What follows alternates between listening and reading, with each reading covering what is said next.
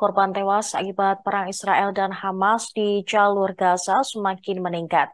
Hingga pada Kamis 2 November 2023 malam, setidaknya tercatat ada 9.061 orang tewas sejak serangan 7 Oktober lalu.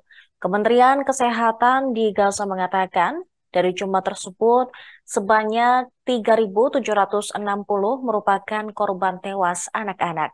Sementara itu, Organisasi Kesehatan Dunia atau WHO terus mengupayakan agar masyarakat di Gaza memiliki akses terhadap layanan kesehatan dan kemanusiaan di tengah konflik yang sedang berlangsung.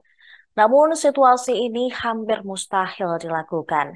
Direktur Kedaruratan WHO, Michael Ryan, dalam konferensi pers pada Kamis mengatakan bahwa keselamatan dasar staf di Gaza tidak dapat dijamin saat ini.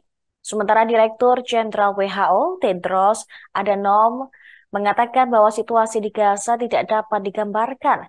Kengerian terjadi di mana-mana, termasuk di rumah sakit di Gaza yang sudah melebihi kapasitasnya. Dia mengatakan saat ini sudah terlambat untuk membantu korban tewas, tetapi masih bisa membantu korban yang masih hidup. Terlepas dari situasi yang ada, pasukan pertahanan Israel atau IDF menuding Hamas sengaja menggunakan perempuan dan anak-anak sebagai perisai atau tameng saat melawan Israel. Tentara IDF mengatakan bahwa selama penggerebekan di kompleks kelompok teror di kamp pengungsian Jabalia, warga sipil dikirim untuk menghadapi mereka. 2 tentara IDF tewas dalam serangan pada hari Selasa di kompleks Batalion Jabalia Pusat Hamas yang terletak di kamp pengungsi Jabalia di Gaza. Israel sedang berjuang untuk menghancurkan Hamas dan mengakhiri kekuasaannya di jalur Gaza setelah serangan teror yang menghancurkan yang dilakukan kelompok tersebut awal bulan Oktober. Menurut laporan dari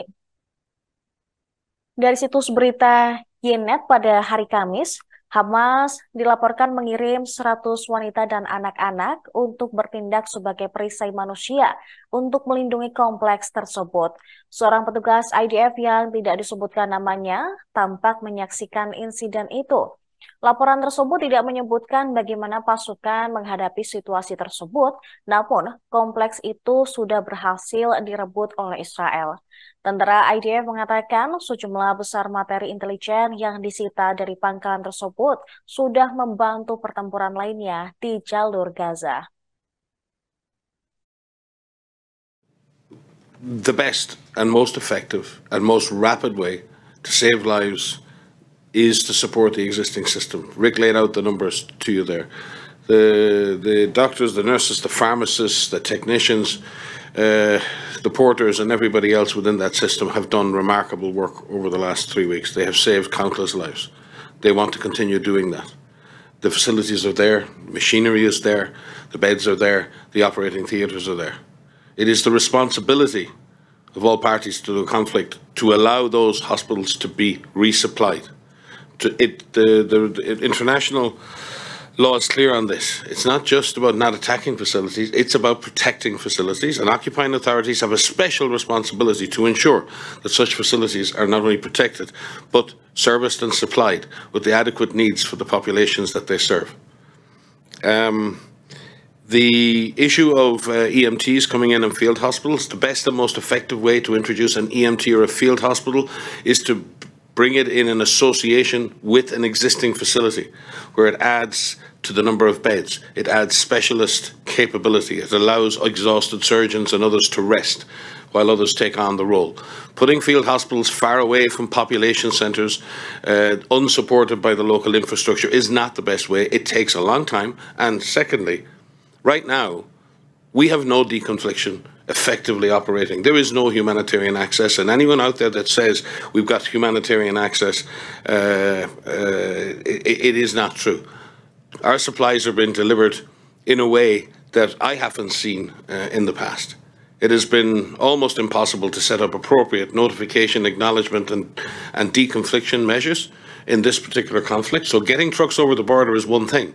Getting them to the places in which they are needed is another. And that has not been facilitated, that has not been supported. In fact, if anything, quite the opposite. So there is a huge gap between the rhetoric of some and the actual reality for our health workers on the ground and our staff on the ground. That needs to change. Because, quite frankly, I'm sick of hearing all of these reassurances that don't actually exist on the ground for the people we work with.